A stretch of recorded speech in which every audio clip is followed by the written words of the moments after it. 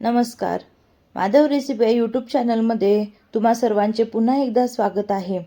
गावाकडे लग्न असो वा कुठलाही प्रोग्राम आवर्जून बनवून जाणारी ही रेसिपी वरण पोळी आणि वांग्याची भाजी.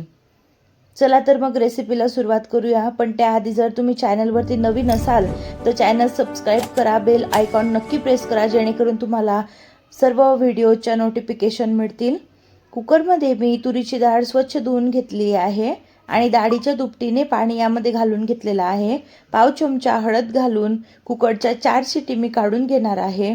बाजूलाच वांग्याची भाजी करण्याची तयारी करूया.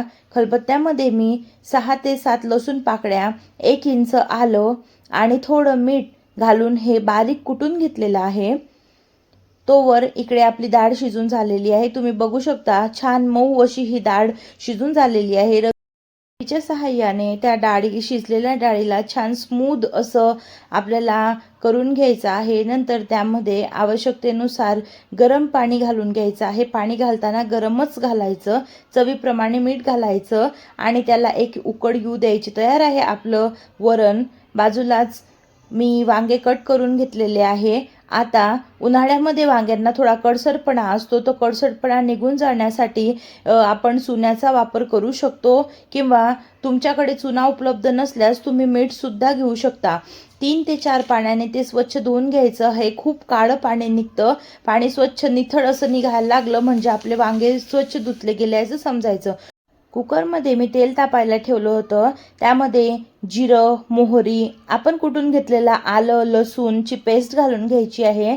नंतर वांग्याची चिऱ्या टाकून घ्यायच्या आहे. त्यामध्ये गरम मसाला, धनेपूड, हळद, जिरेपूड आणि थोडा खडा मसाला असं टाकून हे छान मिक्स करून घ्यायचं आहे. नंतर 1 चमचा भरून लाल मिरची पावडर आपल्याला घालून घ्यायची आहे आणि हे मिश्रण 2 ते 3 मिनिटासाठी आपल्याला परतवून घ्यायचं आहे. छानपैकी तेल सुटतं. नंतर चवीप्रमाणे मीठ घालून घ्यायचं आहे आणि पाणी घालून घ्यायचं आहे. पाणी खूप जास्त टाकू नका, कारण जास्त पाणी झालं तर ती भाजी पातळ होते. आपल्याला पातळ भाजी नको. तुम्ही बघू शकता पाण्याची कन्सिस्टन्सी. फक्त आपले वांग शिजलं जाईल इतपत मी पाणी घेतलेलं आहे. नंतर 3 शिटी काढून आपली भाजी शिजवून घेतलेली आहे. झटपट अशी ही भाजी तयार होते आणि तिला रवीच्या साह्याने मी मॅश करून घेतलेली आहे. या ठिकाणी पंक्तीत बनते अशी भन्नाट चवीची आपली वांग्याची भाजी तयार झालेली आहे. वरतून खूप सारी अशी बारीक चिरलेली कोशिंबीर घालून घ्यायची आहे. अप्रतिम ही भाजी लागते. सेम जशी गावाकडे पंक्तीमध्ये मिळते तशी एकदा नक्की करून बघा. रेसिपी आवडल्यास लाईक करा, शेअर करा आणि सबस्क्राईब करायला विसरू नका. भेटूया परत एकदा नवीन रेसिपी सोबत. बाय.